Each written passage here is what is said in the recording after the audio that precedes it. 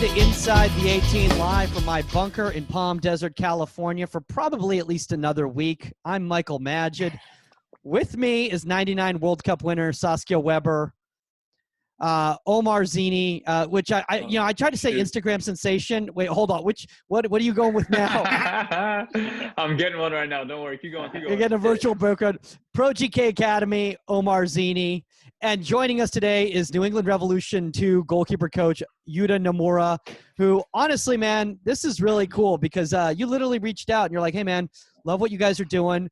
Would love to do the show sometime. And I'm like, yeah, absolutely, man. Let's have you on. And you're like, oh, I'd be honored to be on. I'm like, oh, I'm pretty sure you've only heard a couple episodes then. I'm like sitting here going, I gotta brush up on my Japanese. I was looking for my gear. I'm like, oh my God.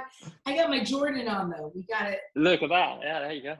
But I've been listening to Inside 18 like really, I think, when was it? I think 2018 when I came back to the States and I found out Inside 18 and I was like, wow, I love this, like what you guys talk about.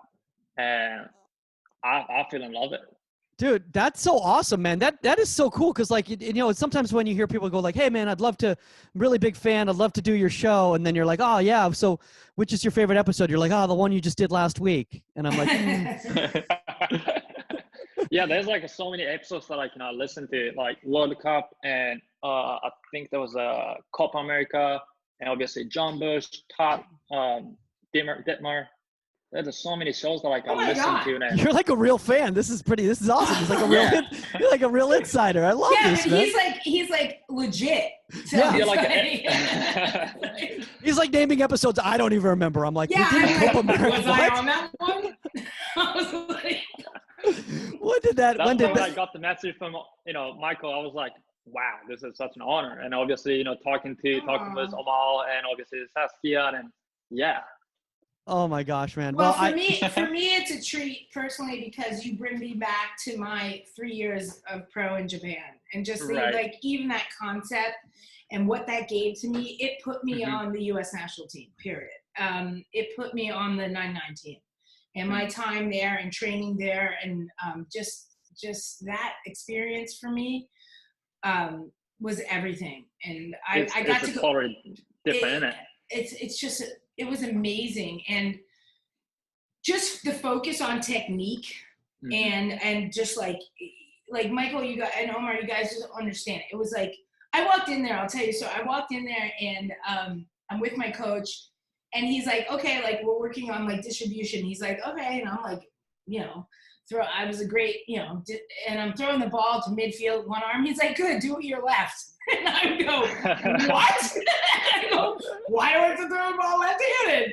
And he goes, "Because it's balance. Like your body has to be balanced." So all of a sudden, I can throw the ball now to midfield with my left hand as well as I can my right.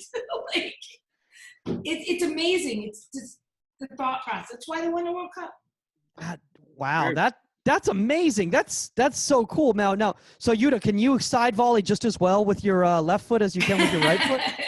Yeah, that's something I've been working on too. Like when I was, my side volley, it's okay level now, but back in. Wait, hold on. It's okay, dude. It's awesome. Are you kidding me? I was watching like some of your side volleys. They're ridiculous, and people literally on Twitter they're like, "Have you seen Yuta's side volley?" Yeah, but I've been literally walking on it since I was 15, 14, and right foot, left foot. And obviously my left foot side volley isn't as good as my right foot, but obviously I can hit it and decent. But it's amazing because that's the Japanese, they focus, from my experience, they focus so much on those things that I think we kind of brush off as Americans. We're like, okay, your strong foot's your right foot, whatever. But it is truly about balance in your body.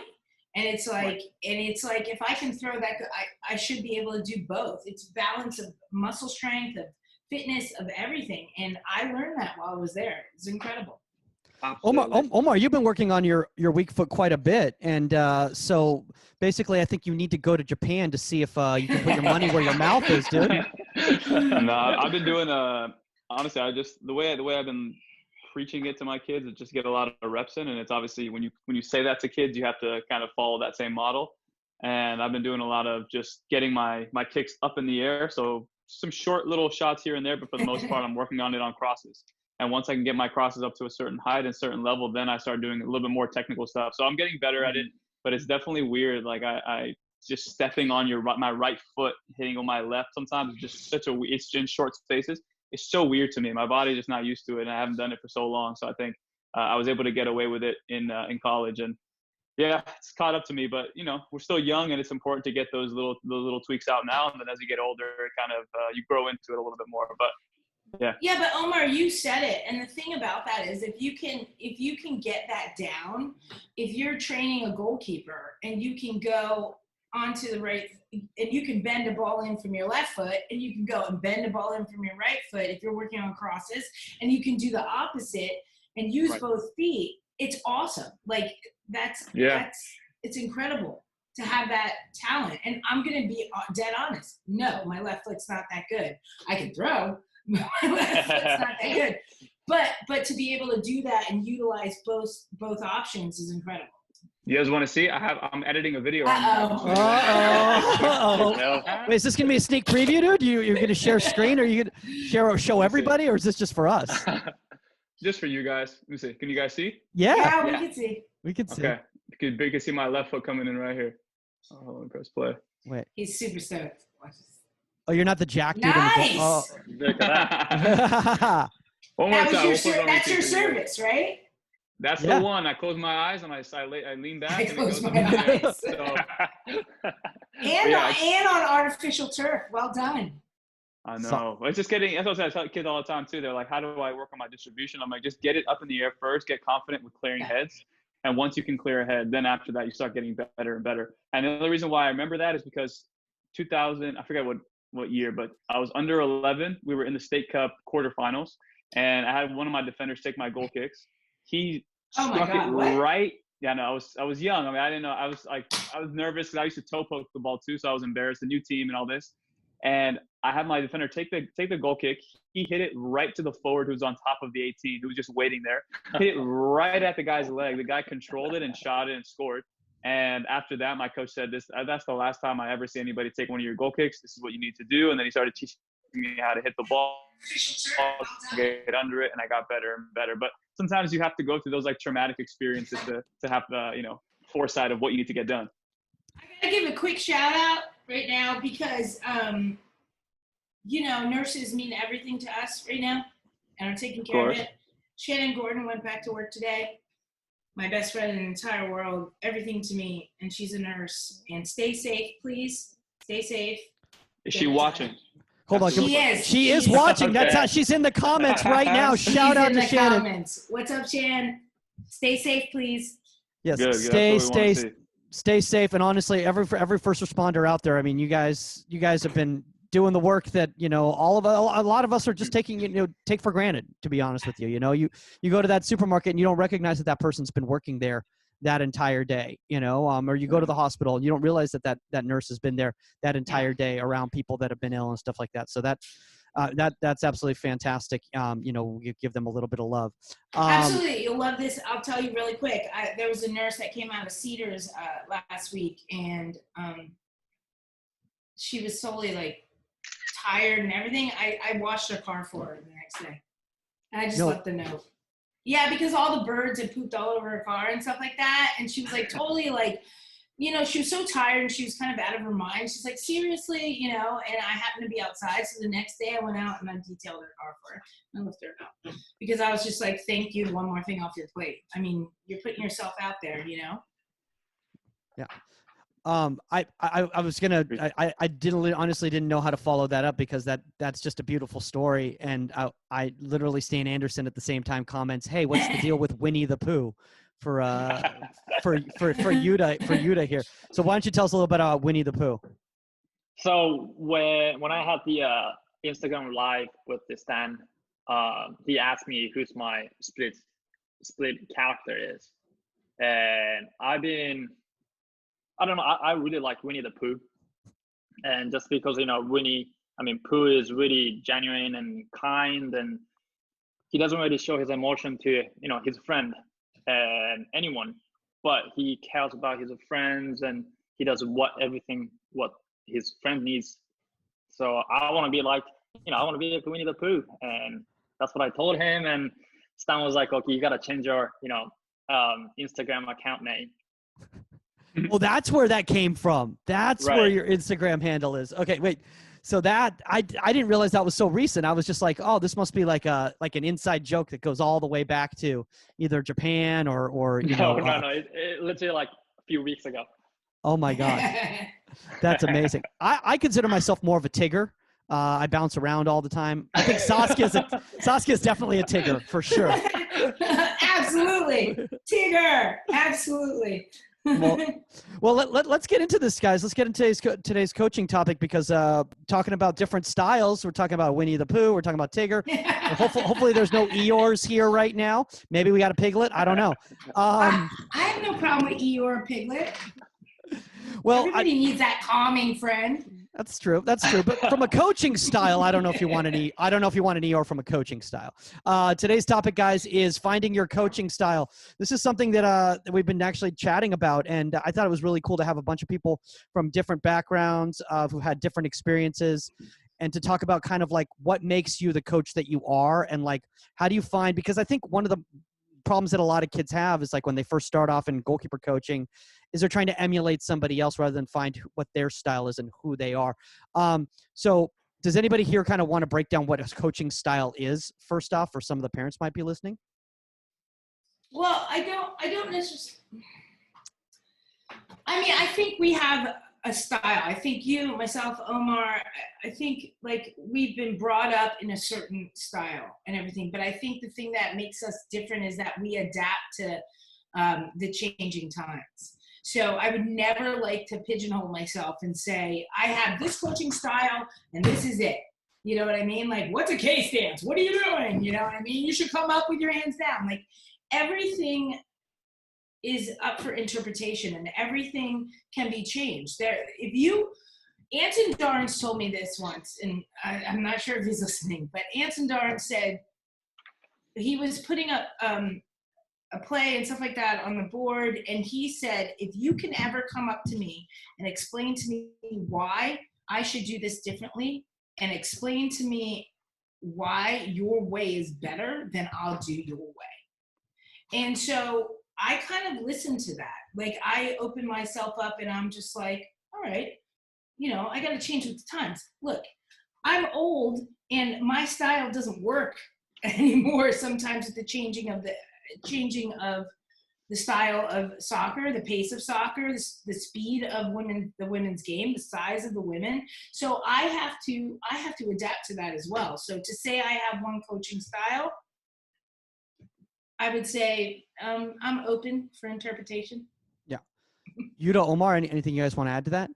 Yeah, I think it's like what Saskia said. I think it's how you communicate, how you interact with your goalkeepers, and obviously different culture has different coaching style, different coach has different style. So I think it's important for you to find what works best for you, and some coaching style doesn't work for you. So I think it's important for us to know what coaching style you want to go for. And yeah. Omar? But with you, do you find that also, because with the revolution and stuff like that, when you're getting a higher level player, mm-hmm. you kind of have to work with that as well. Absolutely.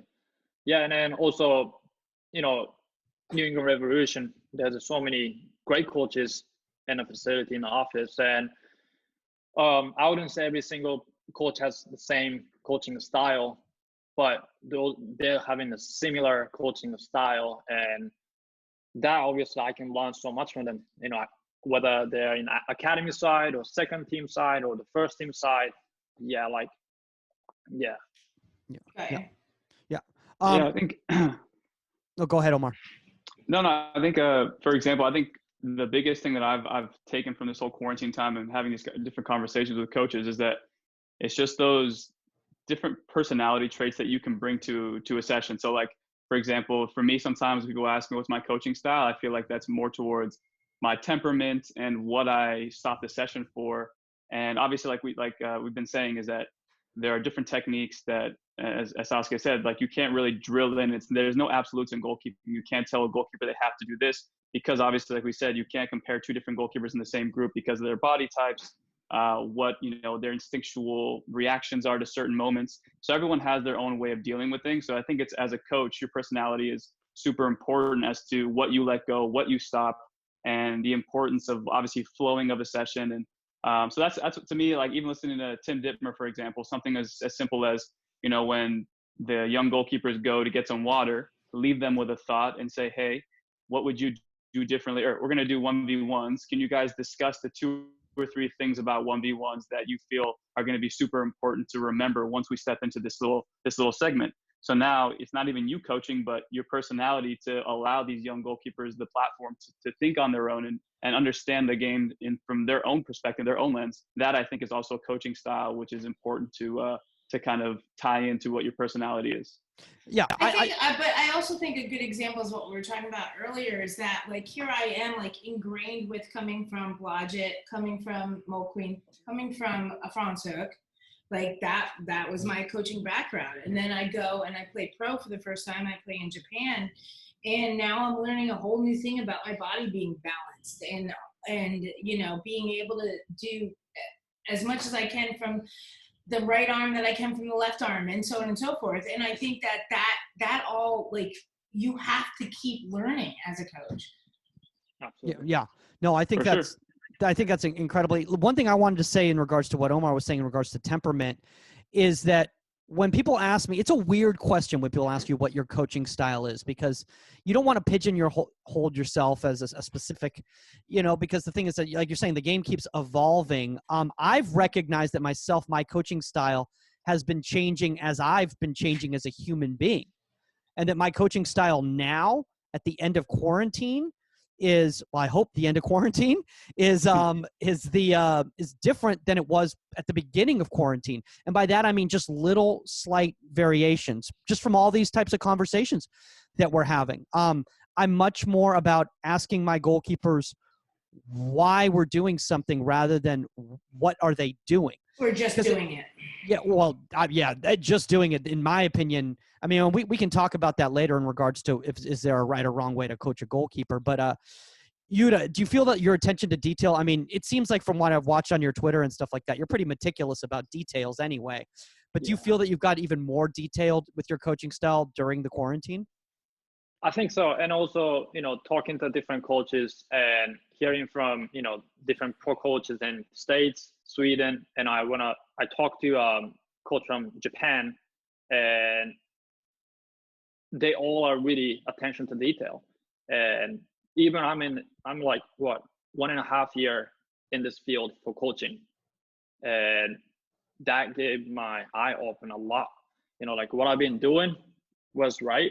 But at the same time, they gave me a lot of tips and advice that what I need to focus on. And so absolutely, like, I think attention to detail is important. And I agree with you. Michael was awesome enough to come on to a Bulls training session we had the other Friday, and then we did. I was terrified. I was going to do a bad job, and Saskia was going to be like, this was a disaster. No, you did great. But then you dropped on the next day for like analysis. And when we did the Timmy Howard 16 saves against Belgium, we did the analysis, like, you taught me, like, honestly, Mike, like I sat there going, okay, I'm going to go over like what I saw, but the level that you brought that analysis to, like, taught me in that moment. And I was like, I'm going to let Michael talk because I sound like an idiot right now.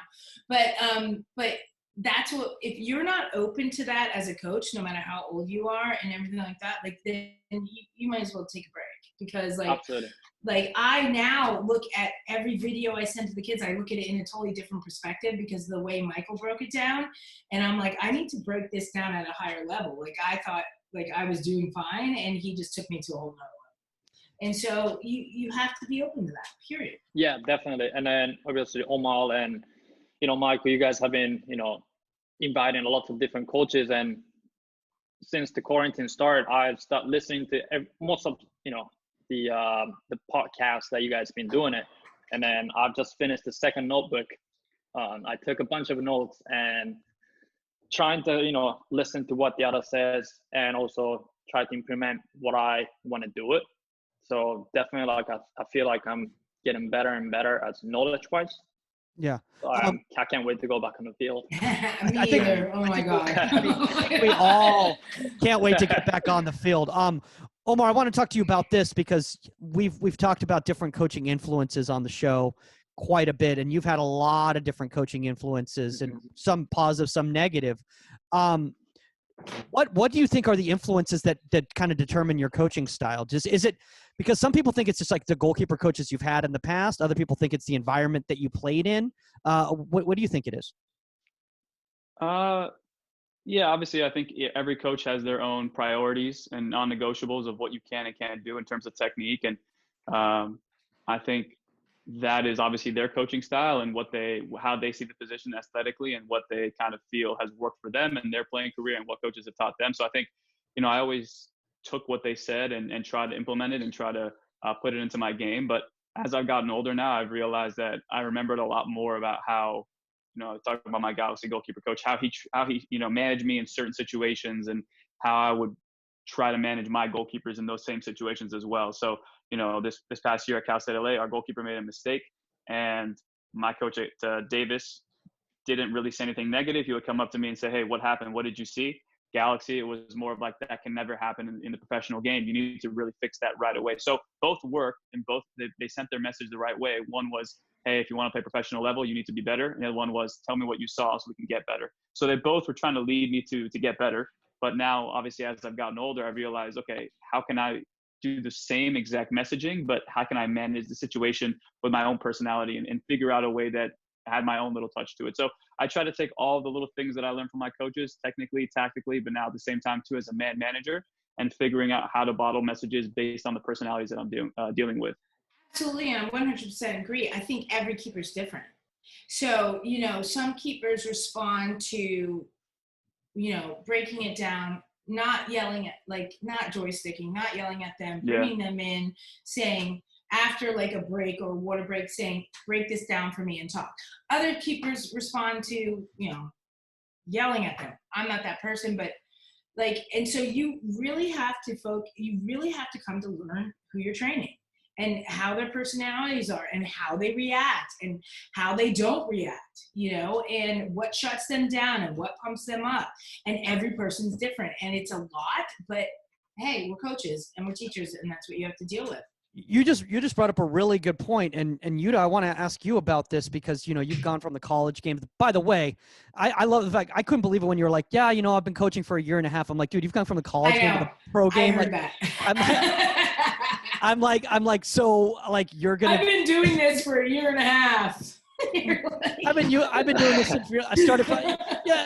Very simple. Just started at the youth club, and then a year and a half later, I'm at the pro level already. But obviously, because of that, you've understood how to work with different types of people.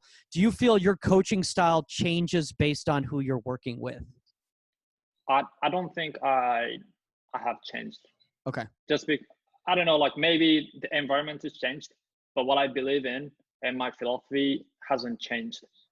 And obviously, when I came back to the States 2018, I had my vision, I had my goal, and I still have the same vision and goal. So, and also, college goalkeeper, they're more like, I wouldn't say pro, but Yeah. So. Well, but I'm going to interrupt because I think there's a difference between your style and your philosophy and a difference between how to handle individuals. Do you see what I'm saying? Yeah, so yeah. You can implement your style and your philosophy, but how to handle college goalkeepers we're talking about right now, and how to handle this is different. Your style and your philosophy doesn't change, but how to handle the individual it differs, in my opinion. Yeah. Omar, Omar, any thoughts on that? No, I mean, to grow on Yuta's point, I think I'm the same way. Like my intention has always been the same of obviously you want to, give the goalkeepers the best advice and give them, obviously what you think is the best way to accomplish the position, which is obviously keeping the ball out of the net. But also too, I think the difference, and, Mike and I, you and I have talked about this, is that with the younger goalkeepers, it's very, technical foundations and technical base at the beginning. And then now that I'm in college, it's more about what are my coaching points to help this goalkeeper be ready for those 20 games in the season. So like I do focus on technique and I do focus on, man management, but it's a little bit different in a college season when you have 20 games and your messaging has to change a little bit, because if you obviously have a session with a younger goalkeeper, you can be a little bit more tough on them, because you could say, look, that needs to be cleaned up ASAP. And then you have a goalkeeper who makes a mistake or something happens. You have to take into account the psyche and, what they may have been going through. And you have to kind of get a lot more intel as to how to bottle that message. Whereas this younger goalkeeper is probably going to be, they have more room to grow. This goalkeeper has a day before the next game. So to me, it's just like, you guys have been saying, it's just kind of adaptability and being able to maneuver and adjust with the different personalities. I want to bring up the age thing, because I'm really glad that you brought up the age thing, because I feel that personally, and I don't know how you guys all feel, I feel like I coach differently based on the age group. And I don't mean differently as in like the content, but I mean as in the way I try to convey information, the way that I try to get it direct. And I think one of the issues that a lot of coaches out there, when we're talking about, right way to coach, wrong way to coach, whatever, is that a lot of coaches coach a 9-year-old the same way they coach a 29-year-old.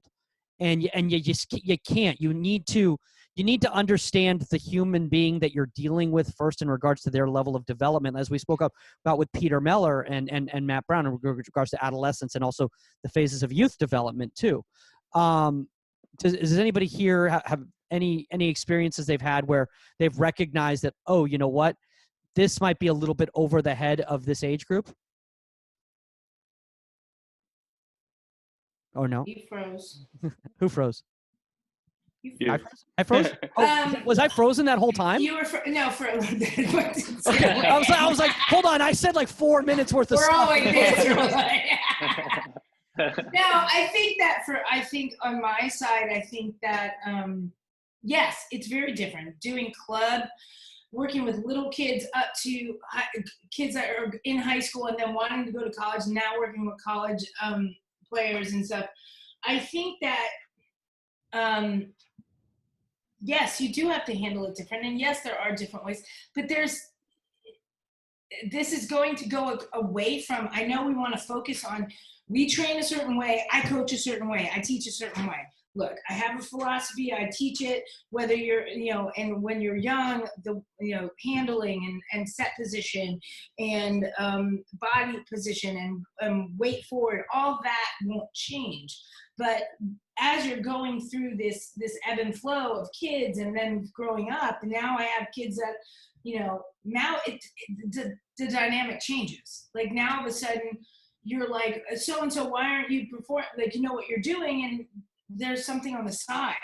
Like, and we can't like negate that, especially with everything we're going through. Like I got a kid that's crying because they're being bullied. It has nothing to do with the fact they can't catch an upper 90 shot, and so like we have to be human in that regard. Like it's not going to change my philosophy on how I'm coaching them and what I'm trying to teach them. And if they're on their heels and they're supposed to be body weight forward, but it is the fact that life is going on, like we're dealing with that right now.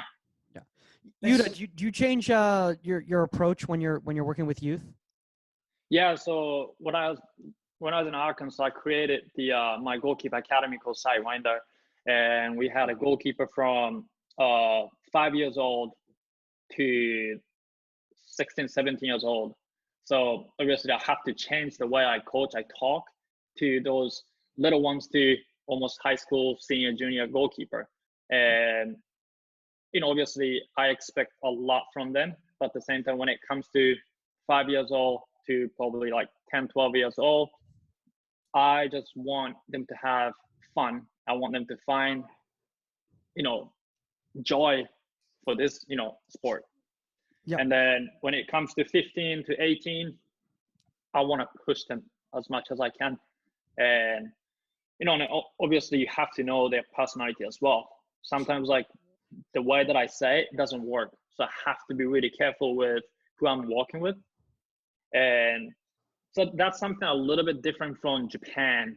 So when I was in high school or middle school, I was in, a little bit of kind of top of the top of club in Japan. So expectation was really high.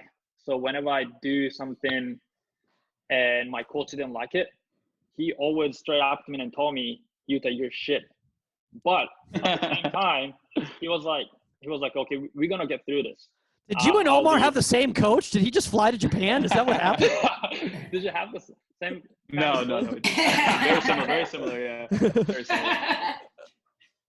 Yeah, but yeah, definitely even though he told me that I was shit, but he was always there for me. He wanted to work with me, and he said, "This is gonna get you to the next level." So, yeah. No, I totally agree with you, and we have to take that into context because with the younger kids, look, like if we've all coached those kids, and number one, if they're playing in a goal that's way too high for them, and everybody's shooting high, and the end of the game is like 8 to 9. We have to be able to talk to them. We have to be able to explain to them that we get it. You know what I mean? Like we get their positioning was great. You did this great and stuff like that. This happened. It is what it is because we want them to enjoy what I totally agree with you. We want them to be happy and enjoy what they're doing. It's a hard position. We're in a crappy position, you guys. We're getting scored on. You're not the hero that much. And so, little kids have to grow up knowing that it's okay. And then once they get older, knowing that wasn't okay, like they have to fix why that goal went in. But like, if you don't adapt that way, then we won't have any goalkeepers. One thing I want to add on to that is that I was watching an Omar video not that long ago with him working with a younger girl. And it was just he yelling at her. No, that was the thing. It was like I was expecting the Pro GK Academy Omar Zini hitting these direct volleys and all the placement and stuff like that. And I just saw the smiling, happy, having a good time. She was having fun. She was rolling around in the proper way, not just rolling around. Like, I mean, there was some technique involved too. But it just showcased to me, because I'll be honest with you, I'll be straight up honest. It's like, sometimes I meet coaches who are know the game very well and they work very well with older goalkeepers and they get recommended for a job with a youngers program and they get the job with a youngers program and they can't make the adjustment. That was me. That was you? I absolutely, like when I was like 22, like 23 and everything, like I did not want to touch younger kids. Like I could not identify. And Tony DeChico, when I would do Soccer Plus camps and everything, I was 23, I had the 17-year-olds. Like I was like, I need kids that are just good. I can just hammer and I can just get, turn the jugs machine up to 100 and just this, and it took me a long time to be able to kind of understand the different levels and coach at different levels. It's not easy. And it's still a learning process, but that was me. I didn't want little kids. I didn't want little amoebas, soccers and kids like crying behind a tree. I'm like, dude, I can't deal with you, but now. No, but I'm with you. Saskia, I'm with you though. It's difficult to have. You can have younger kids, but once you're exposed to a higher level and your service and like you really like my service to work on my left foot, my right foot, and like how I strike the ball. Like I'm used to striking and being with the older guys. So that's how my service is, and that's how my mindset is. And obviously there's little technical deficiencies that they have, but it's more tactical at that age group, like say 18, 19, 20, a little bit older. So the pro guys that I've worked with as well, it's like little tactical things, little decision making. It's more of a conversation versus me trying to like really make an influence or an impact. It's more of just say, let's have a conversation as to why you decided to come to that, how right. So that, and then the younger kids. What do you mean you don't know how to catch a ball? Yeah, it's difficult. They're wearing like, knock off gloves. Get off your knees. Stop making the ball up on your knees. But yeah, that's the. But even like through our conversations, Mike has been critical, but in a good way. The tough love that you need as a coach, and he's been telling me like when you have these conversations with these kids, their attention spans are very short, so you need to be very quick and give them substance. So for example, I try to use like the Twitter method. So when I go from like Instagram or YouTube, when I have like a huge paragraph, I try to translate that to Twitter, and I can't leave everything in there because it's too long. There's a character limit on there. So I tell myself, okay, how can I dumb this down so that how can I dumb this down so that in this 140 characters or however many it is now, it's substance based and I can obviously make sense, but it's all substance, so that when you're walking away with reading the text, you go, oh crap, okay, that's an action item. That's an action item. So then you step away from it and you go, okay, now I know what to do. So I've taken that same approach to my younger kids, where I used to be just strike, but now, okay, when I make a coaching point, keep it within 140 characters, keep it short, but also too, can we both leave that session with, we had these two action items, whether it was collapse diving, using your leg to crutch you to the ground and then getting back up, let's say those two little action items. Can I really, from the progression 1 to whatever progression 5 or 6, can we hone in on those two things so that at least once they leave, they can go, oh, wow, okay, I learned those. And then the next time they come in, now we build off that. So now I'm doing it with a moving ball. Then I'm striking the ball over. So at least that's been my approach with younger kids, is can I have substance-oriented sessions, but also too, with my communication, can I keep it substance as well? So that once they walk off, if it's like a quick test or I ask them a question on the next day, is like, can you rehash and kind of tell me what I said? Did you retain the information? And if they do, perfect, it's worked. And for me, it has worked, where young kids have been like, oh, wow, I learned how to get up. It took you some time to it took me a long time too. It wasn't like, hey, I'm Saskia Webber, World Cup soccer goalkeeper, blah, blah, blah, and I can coach anybody. It's not true. It took me time to learn how to talk, learn how to change, and deal with it. And I'm sure everybody, Mike, you guys all have the same issue.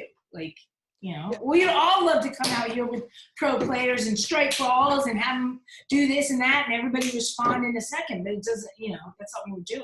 But and on the opposite spectrum, a lot of times I've had people come up to me and be like, hey, I can't believe I'd never seen you work with olders before. I didn't know you could work with college guys or pro guys or anything like that.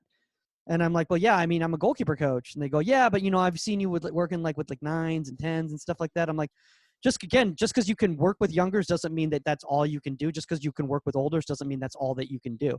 You just have to be able to be adaptable to the situation. Yuta, I want to know how you teach a 5-year-old how to side volley though. I didn't teach 5-year-old side volley. I just taught him. To be honest, I think my academy helped me a lot to be who I am today. Especially, I built my academy from scratch, from 2 goalkeepers to 30 goalkeepers, and it was a lot for me.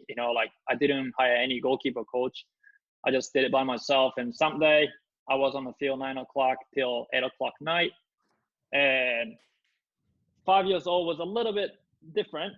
And it was kind of, it wasn't more like coaching. It wasn't coaching, to be honest. It was more like babysitting.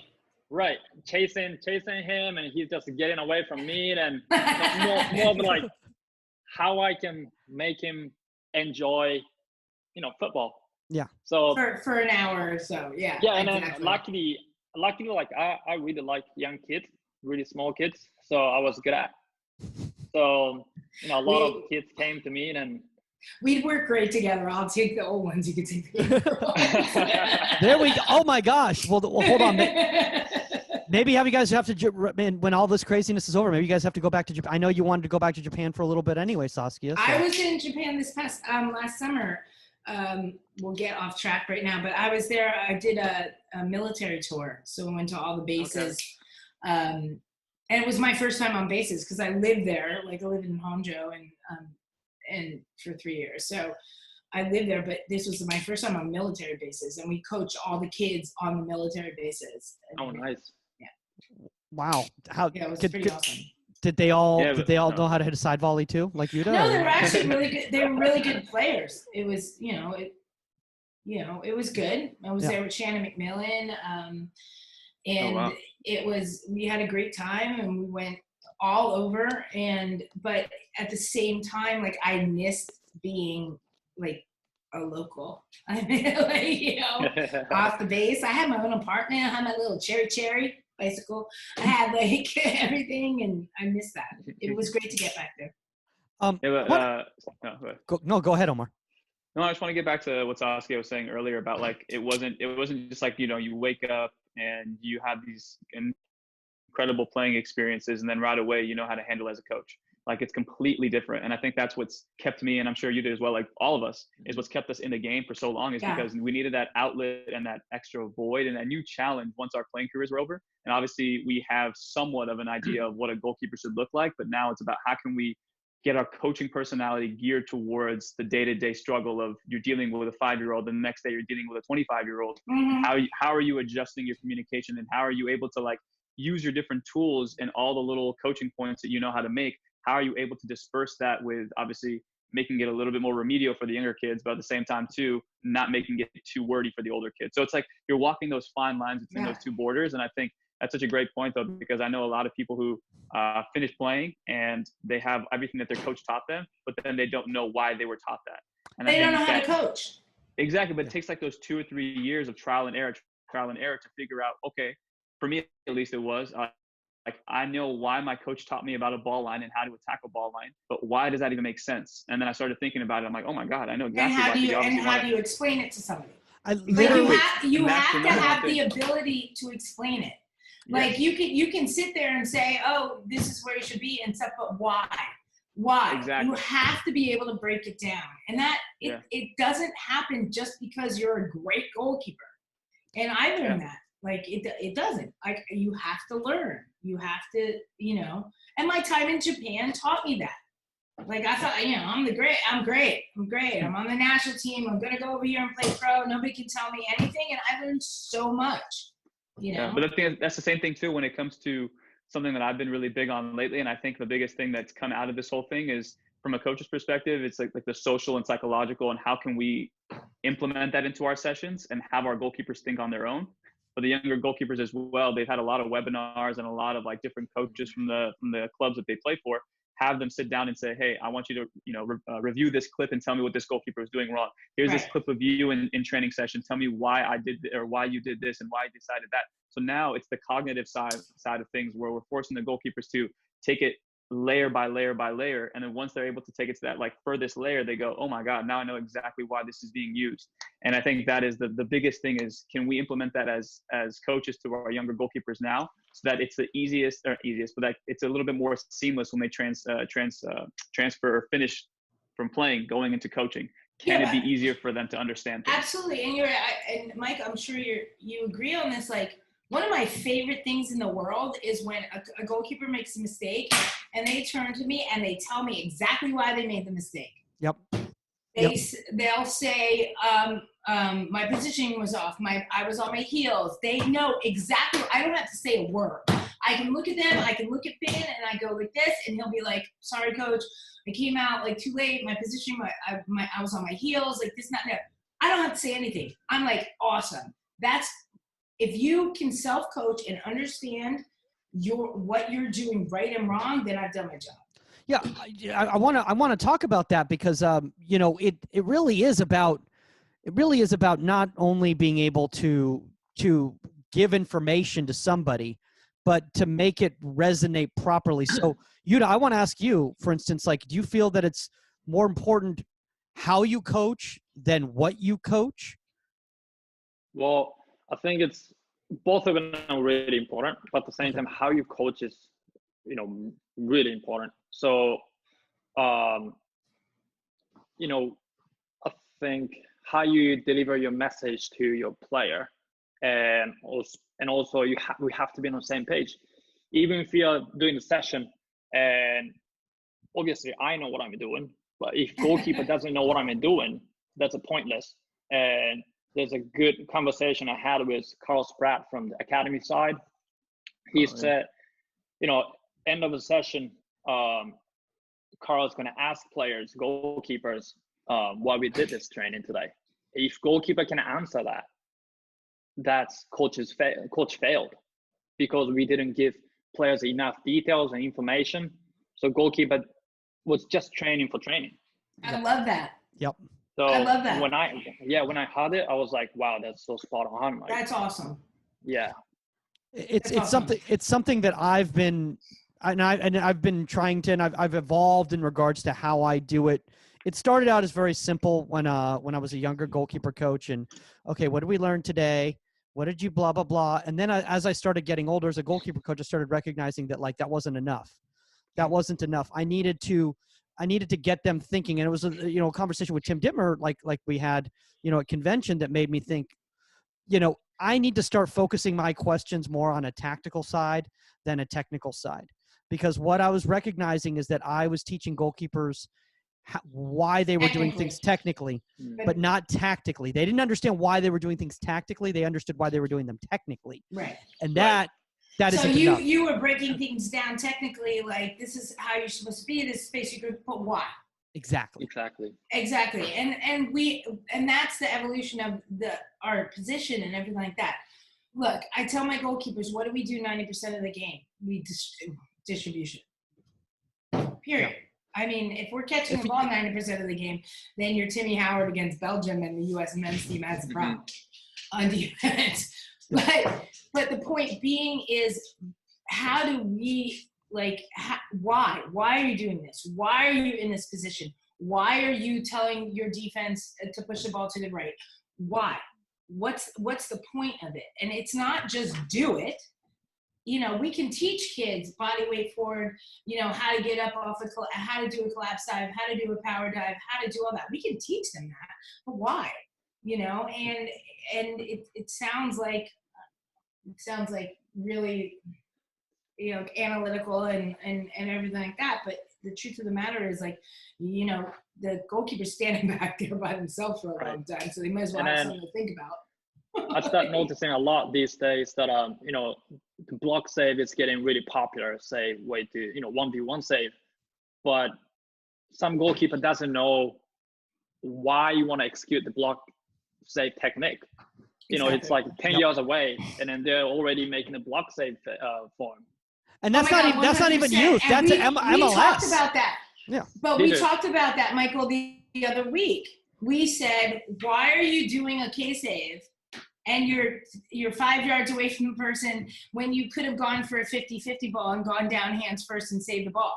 Now, because in your mind, this is technique. This is what I'm doing. Boom, I'm going to do this. It's not the right time or the right moment to do this in. So you have to be a thinking goalkeeper. And that the block save is actually one of the reasons that it made me start thinking in that mindset, because I was recognizing people getting berated for doing a block save as opposed to understanding when you use something and why you use something. And that's when I started realizing, I was like, okay, this is, and you saw the breakdowns that I sent you for Friday for the session on Friday in regards to the 1v1s. And I think I think that's just the evolution of the position as a modern goalkeeper coach. Is we really need to understand ourselves personally, the game, and then second of all, how to convey the tactical reading of the game. Because here's the thing: is and we talk about this. Is so I always say, we want a thinking goalkeeper, like people were saying with the Tim Dittmer episode, want a thinking goalkeeper, but we don't teach them how to think. And if they don't understand the tactics, they're not going to be able to do it. Real quickly, go ahead, Yuta. So one of the things that I noticed is that everyone's doing side volley nowadays. But for me, why you want to use side volley rather than high pant kick? And for me, there's so many ways to do side volleys. Maybe you can bounce off in front of the players, or maybe you can side volley into their chest, or side volley to their head to flick it, or side volley to the space. Or maybe depends on the time, you want to kick the ball as fast as you can, or maybe you can simply roll it out. So for me, it's why? Like I said, exactly. It's why. Yeah, and I tell my goalkeepers the same thing, and I actually break it down to the point of look at the spin on the ball. Okay, if the wind's coming at you, you're not going to want to punt the ball. You're going to want to do a side volley. You're going to want to do a drop kick because there's a backspin on the ball. It'll cut the wind. It'll chop into the wind. There are different reasons for everything. It's not just because you can do it. Right. How can you deliver this ball? What's the circumstances? Where is it trying to go? I love us. Really. I want to direct this question to Omar, but it just came in the comment board right here. And then everybody else can open up it as well too. Wesley Bernard, who's a goalkeeper coach at Atlanta United, in the academy over there. He asks if we have any advice for coaches with their communication style in regards to what do you like, guided questions, brevity with coaching points, coaching in the flow. How do you check for understanding with goalkeepers before, during, and after sessions? So I'm going to start off with Omar. So something that I've heard different methods, but obviously the one that I've tried to do more lately is to spend like the first 1 or 2 sessions that I have with each goalkeeper. I do a lot of private sessions, so maybe it won't answer his question because I do like private groups. So not in like a club setting where I see them every day. But what I'll do is I'll film the session. And once I film the session, I'll get certain notes. So I'll say, Mike, you need to work on your hand shape. You need to work on seeing the ball the way through and finishing the progression before you throw the ball back to me, before you go to the next one. So I create the language and the understanding of different verbiage that I'm going to use on the fly. So I'll say, as I volley the ball to you, or I'll hit a ball to you in the midst of you moving on to the next part, I'll say, Mike, finish the progression. And you already know right away what that means. So I don't have to coach you anymore. I don't have to say too much. You already know what that means because now you have the visual aid and the mental recall to think back and specifically what I'm looking for. So I think that's the best way to do it because, if you're in a group setting, it's hard to create a foundation of like communication with somebody when there's other goalkeepers waiting in line, because obviously you want to keep the flow of the session. It's super important, but it does take that little bit of kind of a push by you to get that film out there and then send those clips to the goalkeepers or spend like 5-10 minutes prior, where you can save those 5-10 minutes in a session, use those 5 or 10 before the session or after the session to discuss it. So that's what I've done, and that's what I think has worked. But I also know my friend Jonathan Lamelli. He works at the LA Galaxy, a good friend of mine. And goalkeepers that I've worked with him, they say that throughout the session, let's say they finish, each progression, or they finish each section, they all come into it as a group, like 3 or 4 of them. They get their water, they relax. But in the little group, he asks them, hey, Mike, how did you feel like you did? And Mike, you could say, I thought I did well, but maybe I could have killed the ball a little bit, tighter in a smaller space. And the next person will tell you exactly what they thought they could have done better. So now everybody's sharing ideas as to what they saw from themselves. And now you're picking ideas off everybody else. So I like his method as well. And the goalkeepers that I've worked with him, their response to me was, yes, it takes a minute or two because we're drinking water, but it's super important to get that feedback so that once we step in, we already know exactly what to look for, not with ourselves, but also what other goalkeepers have said as well. Yuta, do you ever use that method? Me, that's what said. Yeah, that's exactly what I do, to be honest. Every time we do have progressive sessions, and every time when we get the water break, I just go down to the players and obviously ask them, and obviously, we have to be on the same page, and also we use the same goalkeeper terminology, and I can't just use the terminology, and I want them to use the same terminology that we share. Maybe this terminology doesn't work for field player, but within the goalkeeper union, goalkeeper practice, or within my goalkeepers, when I said this one, they understand exactly what I meant. Yeah. So. Yeah. No, totally. I wait as well. Like I said before, like I wait for the water break. I wait. Like, we're doing the drill. We do. Because like there's maybe like if you're in a drill or something like that, let's see if they make up for the mistake they just made. Let's see if they can figure out themselves. Like instead of, like I said, micromanaging or joysticking or whatever you want to call it, like they know they just got scored on. They know they screwed up. So let me see if they adjust it.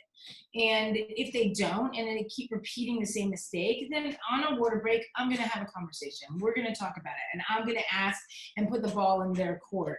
And that's the communication like I try to have in the dialogue, because then it's a teaching moment as opposed to like, the kid's in line with a bunch of kids and you just degrade them. That's all they're thinking about. They're embarrassed.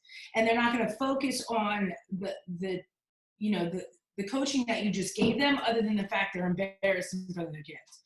And so I try to look, trust me, I'm not nice. I'm not trying to say it like, it's all cupcakes and flowers, but it's just, there's timing with everything with communication, and right. That's what's important. I love the fact. Go ahead, Omar. No, I think also to add on that, I think it's super important where like I was talking to Andy Grunenbaum a few days ago. He and I had a phone call, and we were talking about like our personalities and how we like to have fun and we like to joke around. But obviously, once we step onto the field, that is when the serious nature of coaching for us comes into play.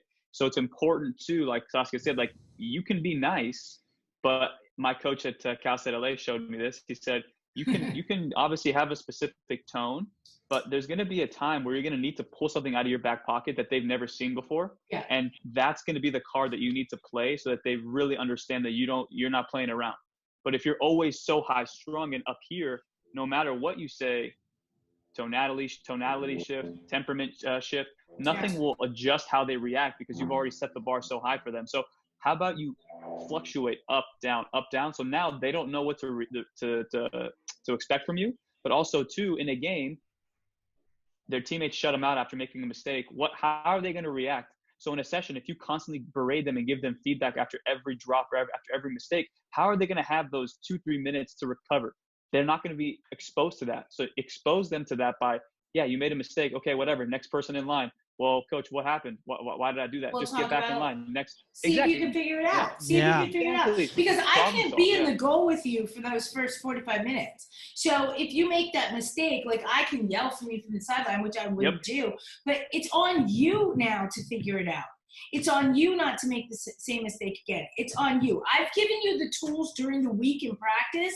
Now it's your turn to figure it out. So if I'm constantly telling you, I hate this. If I'm saying, oh, so-and-so, pass the ball here, like field coaches do it more than goalkeeper coaches. Pass the ball here, pass the ball there. I'm like, oh my God, let the kids make their own decision. And let them figure out that the decision was wrong. And then figure out that that decision was right. And then learn from it. Like that's, come on. No, I love the fact that everybody's been bringing up timing, because that was what I was trying to get at in the rundown in regards to, is it more important how you teach than what you teach? Because I think that one of the problems is that you can give the same message at different times and it'll resonate completely differently based on when you give that message. And Yuta, I want to ask you this because we just had this come across right here from the comment board. Audrey Atkinson asks, how do you help keepers move on after a poor training performance? Because this is different than a game performance. Right. So I always tell my goalkeepers, I expect mistake from my goalkeepers, because there's no one, even a professional stage, there's no one's that finished product, and including myself. So for me, whatever happens in a practice or game, how you bounce back, and how you respond to that. And maybe you have a bad day in a training, but you're going to maintain or keep your head down for the next day or 2 days, a week. So I think it's important for us to teach them, you're not the finished product. Agreed. So expect, obviously, like I expect myself to make a lot of mistakes, but for me, what's important for me is if I'm going to make the same mistake again, or if I'm going to have the bad day again. So I think that's really important. How you respond to that. Yeah. Right. How do you respond from it? Like, exactly. It's like, that's what practice is for. That's why we have practice. Absolutely. But so many kids treat it like it's the game, like they freak out. It's not. It's what practice is for. And guess what? That's why it's repetition, and that's why this is happening. And it's whether it's on the field player side or the goalkeeper side, and it's over and over again. And you're going to make mistakes, and then hopefully you learn from those mistakes, and you'll make them again, and then you won't make them again, and it gets less and less and less. And then when we get to a game, you won't make the mistake. That's the blame. Absolutely. But that's practice. Exactly. Get over it. And then whenever, when that happens in the game, if you get scored on, how you bounce back? Yeah, you're going to keep your head down and not talking to a defender, or just don't think, not think about next move. For me, like it has to come from a practice. Whenever something happens, it has to come to the game session as well. Just because, you're having a good day doesn't mean you're going to have a good game, and just because you're having a bad day doesn't mean you're going to have a bad game and good game.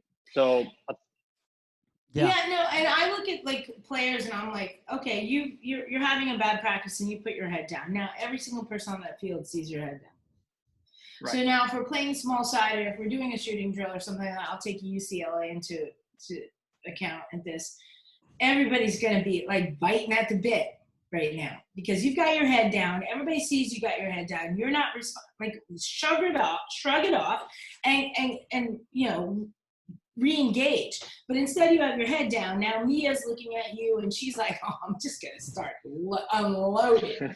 You know what I mean? I'm just going to shoot and I'm just going to bury you because I'm working on my shooting and your head's down and you're just going to get blown in the back of the net. And I'm not worried about that. I'm not sitting here going like, oh, I'm so sorry if you're upset. I'm going to blow you into the back of the net because I see it. So how are you going to react? You made a mistake. Absolutely. Yeah. Omar, I want to ask you this because, by the way, the head down thing, I'm picturing, this is the Eeyore goalkeeper. We found our Eeyore is the head down goalkeeper. I don't know if this is something you've ever used, Omar, in regards to when you're working with privates and groups and stuff like that. But I've been starting to try to tell kids that, you're going to get scored on during these activities in these sessions, because otherwise you're never going to know how to deal with it in the game. Because if you don't deal with the failure of it right now and understand why you're doing something, again, getting back to that why, when you get into the game, you're never going to be able to accomplish your goal. Any thoughts on that? No, I think I definitely have changed my tone on that. And again, like Yuta, I'm excited to be on the field because there's I have notebooks of information that I've just been writing down, and I'm ready to be out there to just try new things. Again, I take everything for face value. So if it's something that Mike told me, I'm not going to say that's exactly what I'm going to do no matter what. I want to try it and see if it works and see if it resonates with me as a coach and my personality, if that's what I want to do. And so one of the things that I heard was from Paul Rogers. And again, it was his kind of ruthless mentality of, you make a mistake on the last rep, who cares? Next person go. In a game, no one's going to sugarcoat it. No one's going to say, oh, you dropped the ball between your legs, go another rep, let's finish on a clean one. No one's going to do that. So I think hearing that kind of stuff to me is important because at Cal State LA, my goalkeepers can attest. I had 5 keepers last year in our setting.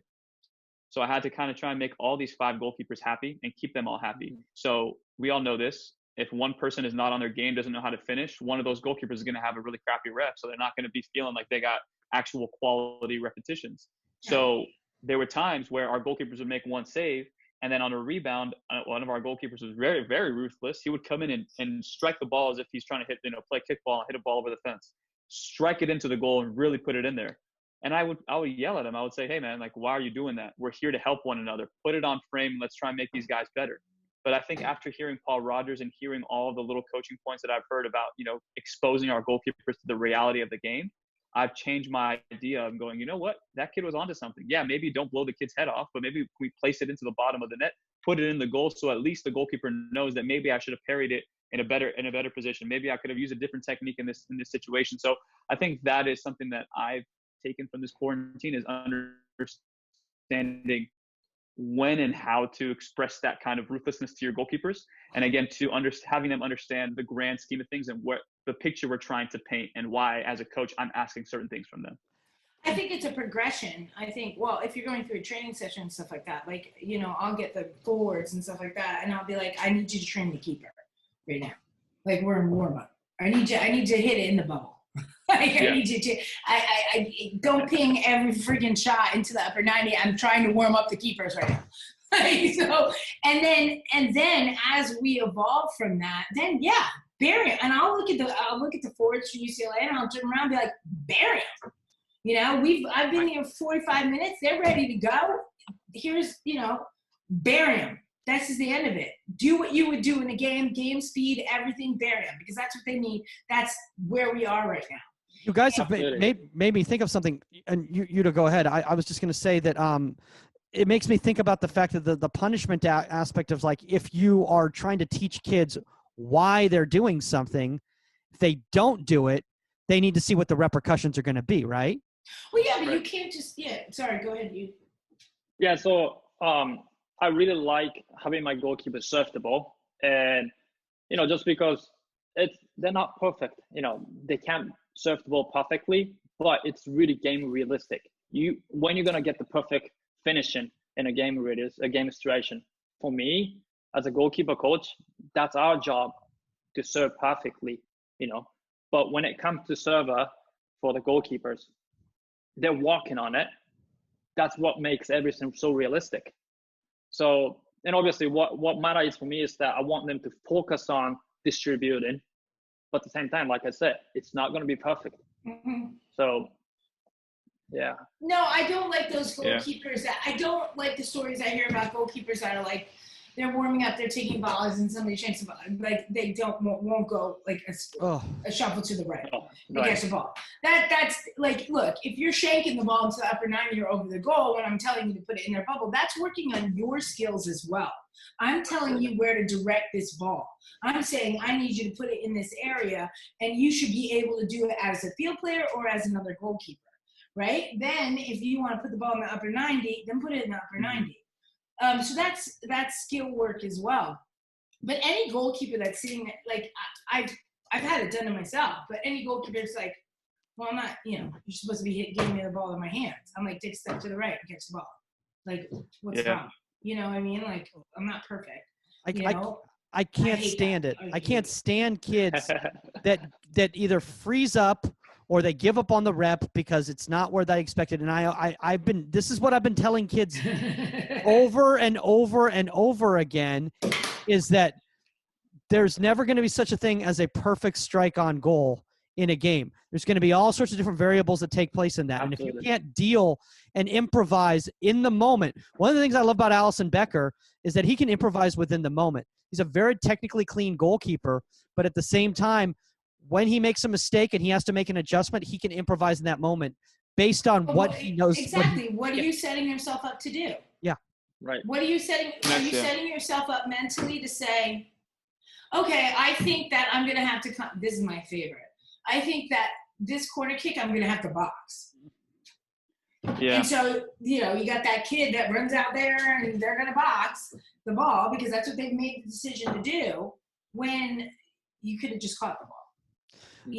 And that's go ahead, Omar. No, I think that's one thing that I definitely, like Mike just said about Allison, I think that's one thing that I've grown as a spectator and grown as to how I watch games now. And if you haven't seen, but most of the time after a goalkeeper has just made a mistake, I'll tweet or I'll put something on my Instagram story of like, watch how this goalkeeper reacts. Let's see what their mentality is like. Do they start changing the way they distribute the ball? Do they have a fear? And that's something that Richard Wright, who is a former Man City goalkeeper coach, he said to Joe Hart on his podcast was like, the fact that Ederson can make a mistake by coming out and misjudging a ball and then 5 minutes later do the exact same thing and then actually succeed at that is something that young goalkeepers need to understand.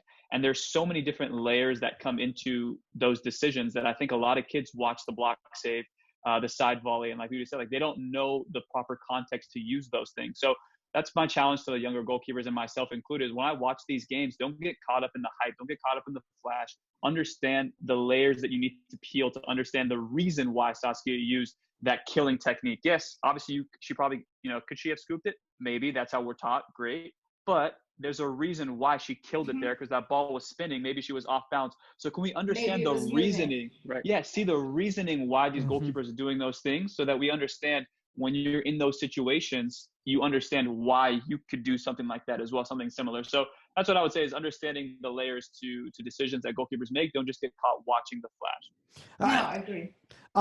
One thing I want to say, and I know we've been going for about an hour now, so we'll start wrapping up, is that one thing that I've learned of as I've matured as a goalkeeper coach is matured. I've matured a little bit, vaguely, depending on who you talk to. If you talk to anybody in this house, I have not matured at all. I have not matured at all. From a goalkeeper coach, I'm still at my dad's. At some point, they'll raise that stay-at-home order, right? Well, at some point, I'll get back. I've learned how to not, because I used to have a really bad habit of berating goalkeepers when they didn't do things the way I wanted to see them do it. And as I started getting older as a goalkeeper and started recognizing what really matters and what doesn't matter. And Tony DiCicco, the late great Tony DiCicco, said this to me, and it made me change my thinking. He said, did they keep it out of the net? I said, yeah. He said, then why are you berating them? Why are you getting at them? He said, they just did their job. And now, do you see what you're doing to this goalkeeper? Mm-hmm. They're going to expect negative feedback every single time they make a final action because it's never good enough for you. And it really made me change how I coached. And this was probably about, 13, 14 years ago. And it was like, wow. I mean, that is so true. And that's what was part of the evolution of my coaching style, was to be a little bit more understanding and empathetic. Tony was just the best that way, and just thoughtful and bringing that out of you. I'm so thankful that he was my coach. And yeah, number one, do you think if the goalkeeper makes a mistake, do you think they don't know they made a mistake? Yeah. And I say the same thing to the field players. Really? The ball's in the back of the net. You think they don't know they made a mistake? Number two, I don't care if you save it with your ear. Did it not go in the goal? Great. We'll deal with that in practice later. Your technique, but it's not in the goal. Okay. And, and then you've got to teach. You've got to explain. You can't just berate somebody. They know they messed up. They know there's a goal. They know that. Now teach. Now let them learn why and break it down. Don't break them down, break the situation down so it doesn't happen again. That's a really good point. Don't break them down, but break the situation. That's awesome. I want to write that down. That's awesome. I have so many t-shirts at this point. You just keep selling them. Be careful. Omar's going to put that on his Instagram. It'll become a trademark thing. Before we go, guys, Yuta and everybody here, what advice, but especially you, Yuta, because you've been progressing in the game pretty quickly in regards to last year from player to, because you recently just finished playing and then you went straight into youth and college, right? Yeah. I finished my college 2015 and went to Sweden to play for 2.5 years and came back 18. So literally, like a few years ago, I stopped playing. So you are literally. Why did you decide to stop? So obviously, there's an international spot in Sweden as well. And me came from Japan. They always ask me if I have European passport, and obviously I didn't. And obviously, I was 26, and I told my parents that if I didn't get any big offer from any teams, I think this is it. And at the end of the season, I got the offer from Central Arkansas, which is in Division 1 in Arkansas. And, first I said no, to be honest, because I wanted to play. But at the same time, Ross Duncan, from head coach from Central Arkansas, kept, talking to me, and he convinced me, and that was like, 26, I'm going to be young goalkeeper coach, but, when it gets maybe 5 years, 10 years later, hopefully I can be the best goalkeeper coach in the world, or maybe the States. That's Omar's. Omar's already got that title. He already told me. Omar's the best goalkeeper coach in the world. The second best, I said. Damn. That was too easy. No, I love it. So you decided to take that path, and I think that's brilliant. And I agree. Right. Like at 26 years old, by the time you're 30, like your education in this is going to be incredible. Yeah. Awesome. And by the way, Yuta, a lot of people have been, and one of the reasons why you're on this show, man, a lot of people have been vouching for you. I mean, I know you reached out and wanted to be on the show and all that, but like people, I was like, what's the deal with Yuta? And people are like, oh, dude, this guy. I see the. I love me some Yuta. Yeah, people love you. I don't know. I can't see the comments, whatever. But, that's okay. You don't want to. Yeah, that's something really, I don't know, really, how to say, I really focus on, or relationship with my friends and people that I met is like huge for me. Who I am today is just because of the people that I met. And there's friends all over the place just because I played in college in, US. So that way I got to meet a lot of people, and obviously the professional soccer player or professional in some different fields. And obviously I have friends in Sweden or like back home, and yeah, like those relationships that I have are important for me. So, yeah. No, I mean, do you ever see, and I'm sorry, I just had this question right now for myself personally. Like, do you ever see yourself coaching in Japan? Would you ever see yourself going back? What, in the J League? Yeah, like whenever, if I get any offers, yes, I'd love to, because that's where my family is, and I haven't seen my family for, I'll say, 4 years now. Oh. And obviously all my friends are there, and I miss, like Saskia, like I miss Japanese food. I do. You owe me. We're going for okonomiyaki. Definitely. Absolutely. Yeah, so that's something I had a conversation with Phil with him. So I asked him if he get the opportunity to coach for England national team goalkeeper coach, and he said for sure 100%. Yeah. And I was the same. Like if I get opportunity to coach for professional league in Japan or national team in Japan, like that's my dream.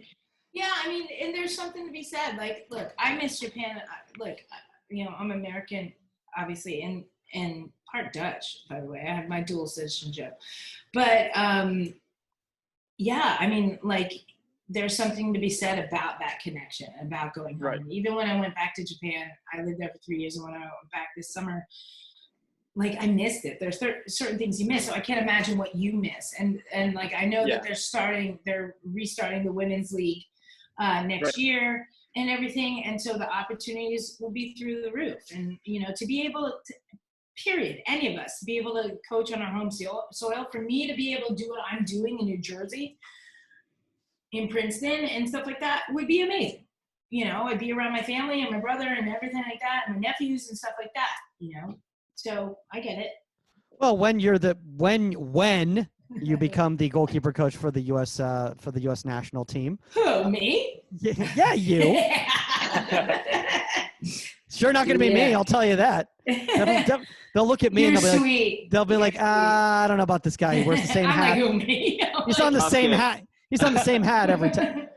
So if that happens, I'll come into pregame matches and I'll serve left-footed outswingers for you. There you go. You need a left-footer out there. There you go. I need it. I do the sidewinder. There you go. I got my whole staff right here. I got my whole staff. And Mike, you're doing all the analysis. Oh no, yeah, I'll just do snide. I'll just do snide remarks on into a camera. I love your faith in me, you guys. I love that. Hey, look, like, I mean, let's be honest with you. I mean, like, look at all the experience that you've had and the fact that you're so humble in regards to the fact that you consider yourself still open to learning and becoming a better coach, despite your accolades as a player. I mean, the UCLA women are in very good hands. And I'm only saying the UCLA women because that's the team that you're currently coaching. I know. But Saskia, I think, I honestly, to everybody here, I think it's from your experience level, the fact that you're so open to discussing the game and all that stuff. I mean, we've spoken to a lot of people already who are very like-minded like that, but it's mainly like the coaches who didn't really have like the biggest playing careers. So the fact that you had the experience that you had and you're like as humble as you are with your approach to things, it's like, yes, nothing's going to be given to me. I need to kind of like earn my stripes too. It's Absolutely. huge. I think I realized immediately from club, I'm like, I don't know what the hell I'm doing. Erase that soundbite. No, it's fine. Like, look, I could coach a goalkeeper. That was fine. But when I was offered to like take a team over, I was like, oh God, no. Like, you know, and so the reason I learned how to coach the little ones is they stuck me into junior academy, and I had little kids like peeing behind a tree and biting each other, and I was like sitting there just like, oh my God, what the hell am I doing? But I'm open to all of that, and we all have to be. And as coaches, like, we all have to be. Everything's changing. The game is not what it was when I played. It's not. It's stronger. It's faster. It's different. And if I don't adapt with that, and if I don't grow with that, then I'm stuck in the old ages, and I'm never going to be a good coach. And I have to learn, and I have to learn from all of you guys and everything else. I'm not benefiting anybody. Well, Yeah, go ahead. And I was going to say, I think one thing that you brought up in regards to how the game's changed, and I'm going to give, Yuta a shout out for this in regards to when you put out their different formations on your Twitter feed and you had the one before all the shapes was fantastic, because I think that really is the game now. The goalkeeper is so much more tactically involved in the game now than they were in the past. Absolutely. Yeah, so I'll make you all laugh really quick. Okay. I was able to. I didn't even know what the hell the 1, the 10, the 6, the 5, the 8, and the 9, and all that meant. I had to have Melissa write that down for me a couple years ago. I'm like, what the hell is everybody talking about? I'm like, outside midfield, center back. Like, I'm like, I didn't learn that way. That's not how I learned. There are names to positions. I'm like the 1, the 9, the 2, the 8. Now the kids, that's how they talk. And I'm just like, oh my God, I have my little chart. And I'm like, what the hell are they talking about? I'm like, okay. So that'll give you an example. Okay. Yuta, go on.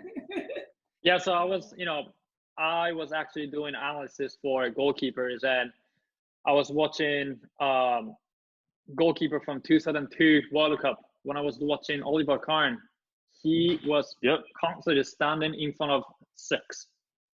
And when I saw Iker Casillas, maybe it was 2000, maybe 8 to 10, he was a little bit higher. And then Neuer comes a little bit different level. And then now, Julian Pollersbeck from, I think, Hamburg SV, he's like literally right next to center back. So obviously, game is constantly evolving, and we have to find out like who's our goalkeeper is. Maybe he is generation 1, or like Oliver Kahn goalkeeper. Maybe he is Julian Pollersbeck from Hamburg SV. So that's what I put 1-4-4-2 or whatever, because goalkeeper matters to soccer now, not just not for just saving the game, saving the ball. Right. Oh, and it depends on the system you're playing. Like absolutely. Different goalkeepers work in different systems, and some don't work in certain systems, which is why you see goalkeepers get traded from teams. And when new coaches come in, they have different philosophies, and the goalkeeper doesn't work into it. And absolutely, we're that much involved. We're not just standing. We're not a cone back there, just standing there saving shots. Yeah. So 100%. Before we go, guys, I want to ask everybody here, what advice do you guys give young coaches who are still trying to find their style of coaching, or understanding why they're saying something, let's just say? Know what the 1, the 9, the 8. No, I'm just kidding. Learn. Don't ever think you know it all. Don't ever think you've experienced enough, because you haven't. I've won a World Cup. I've been in the Olympics. I've done all that. I've been in 2 World Cups and everything, and I still don't know a damn thing. I'm learning. I'm growing, and if you can open yourself up to that and keep your mind open to that, then you'll be a great coach. But if you think for 1 second you know everything and your way is the highway, then take a hike. Then you were Omar Zini's Cal State LA. Yeah, for me, I think it's important to have a mentor. I think who you can admire to. For me, it was John Bush. I was fortunate enough to work with John, and that was eye-opening. Everything what he did, everything what he said was wow. Attention to details, and it was something. And also, I think you have to, for me, I want to tape every single session that I do and revisit again after the session or after a week. Maybe, then you can find, maybe you could have done this way, or maybe, okay, this one works. So maybe this one can be even better, but how? And also, always ask yourself, how do I get better? And how do I produce, top goalkeeper? So know who you are, know who you have, and know what you want to do. I think that's important. Omar, anything you want to add on? Final thoughts? Yeah, and I think, like you said, it's so important to have mentors and people that you can look up to, because, our goalkeeper coaches when we were growing up, those are the people who are more or less our mentors because we spent so much time with them and they taught us so much. So again, Mike, I'm not shy of saying it. You're one of my mentors in the game right now, and like our conversation. No, it is. I mean, we have a lot. I'm sorry, we have a lot of conversations, and we spend a lot. We went to Arizona twice. We have about 24 hours on the road. But no, just like the conversations that we have, it's like don't be afraid to have your methods and things that you do challenged. And I think that's the number one way to expedite your growth. And I think it's a lot of things that hindered me and a lot of other coaches as well, because we have our ego when we step into the game and we want to solidify ourselves as a major player in the game. And I think that's something that I had to really be patient about, and understanding that the worst that can come from it is somebody says something and you don't like what they say, but you also reflect on it and go, that's a good point, but I'm still going to go with my way. The best thing that could happen is someone says something to you and you go, whoa, that is not even something I ever had on my radar. Thank you, Mike, for telling me that. And now you flip it completely. So I think that is just allow yourself to be vulnerable. And once you're vulnerable, whether it's a mentor, whether it's somebody who is in your life that watches you intently and understands your personality, they give you feedback, take that, run with it. And then from there, now you can actually have different voices that come into you because you've consulted, and now you have a better ability to make a decision that's going to be based off of actual facts and other voices versus just what's stuck in your head. I think that has been the major impact on my my coaching career. And Mike, I mean, Mike already knows that. No, but I said this. I agree with that. It's the same thing to Mike. I asked him to step in a couple weeks ago for the Bulls session because I wasn't used to running a session on Zoom, and I was feeling kind of a little trepidatious about it. Like I was like I'm not sure how to manage this and stuff like that. I was like, will you jump on? Like help me navigate this. This is new to me. I got Brady Bunch screen going on and everything. But I wanted to see somebody that had been doing it. And if you humble yourself and you're open, I reach out to Blodgett. I reach out to Bill Steffen. I reach out to these coaches that are my coaches and my mentors, and I ask them for help and I ask them for ideas. And I'm like, I'm kind of stuck.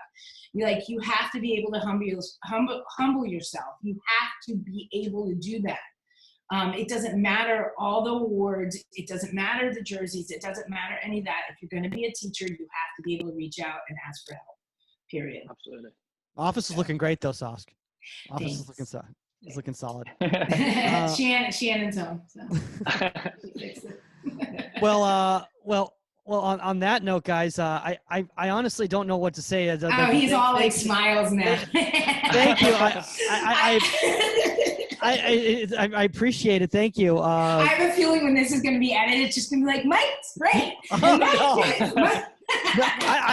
I feel the opposite. It's like for me. It's I always try to make it about the, and I think that's one of the things I try to do as a teacher too. Is I try to make it about the process rather than the individual. So I appreciate it, guys. But at the same time, I learn from both of you guys as well too. Well, somebody owes me a Kanamiyaki. Right. That's I'm going to hold you to that. Yuta's got to teach him how to hit that side volley like you. I mean, I saw Omar. I don't need it. I just need Economiyaki. I'm like, once you have Economiyaki, you won't care about the side ball. I miss home so much. I think we're going to start wrapping this one up. Guys, remember, guys, guest suggestion, topic suggestion, contact at Inside the 18. That's the number 18media.com or at Goalkeeper Podcast on social media platforms. Please keep rating, reviewing, and subscribing. You know what? Since this is the day of everyone just giving back and just talking about how great I am, here's a review from somebody. This is from somebody that says, great tool for any goalkeepers/goalkeepers out there. 5 stars. And it goes, always enjoy listening to Majid, Omar, Saskia's conversation about goalkeepers and goalkeeping from goalkeeper's perspective and goalkeeper coach perspective. You'll learn so much from them. And also they always have their guest speaker, which makes even more entertaining. I recommend to anyone who's not only playing as a goalkeeper, but also soccer fans and those who want to be a goalkeeper. And that comes, I wonder who that could be. That comes from Yuta Nomura. You're amazing. You're amazing, man. Like you were saying, oh, I'm a fan of the show. You really are a fan of the show. Yeah. I'm not. It's not just I'm saying to you guys. Literally, yes. like I've been listening to you guys for a long time. So that's why I got this, idea as an offer. I was like, wow, such an honor. Now I can't wait. You got a great career ahead of you. Yeah, man. Whether you get back and you're coaching in Japan, or if we're blessed to have you stay here and coach in America. Absolutely. I look forward to watching it. That's for sure. And by the way, just kind of to end on this tip in regards to last week, we were talking about, finding, meeting goalkeepers from all different walks of life. I really love just seeing that, goalkeepers from Japan, goalkeepers from, France, goalkeepers from Mexico, all these people coming together and learning to become a goalkeeping community rather than everyone kind of staying in their own ways, but everybody trying to learn from each other, I think is absolutely phenomenal. So really excited, that you're. God, it's just been a big love fest today. I know that you've been sharing here. Yuta, if anybody wants to reach out to you and offer you the job for the national team, where's the best place to reach out to you? Maybe outside Twitter, Instagram. Okay. Well, and what is that? It's the handle right now. Winnie the Youth. Winnie the Utes. I was gonna say you can reach me at I love Eeyore and Piglet. Stop throwing them in the corner. Okay. You can reach Omar at best goalkeeper in the world, goalkeeper coach in the world. You can reach Mike at Tigger. You can reach me at Tigger, and you can reach out at Saskia at opinionated. Always. All right, guys, that's all the time on Inside the 18. We're out later, guys. Yeah.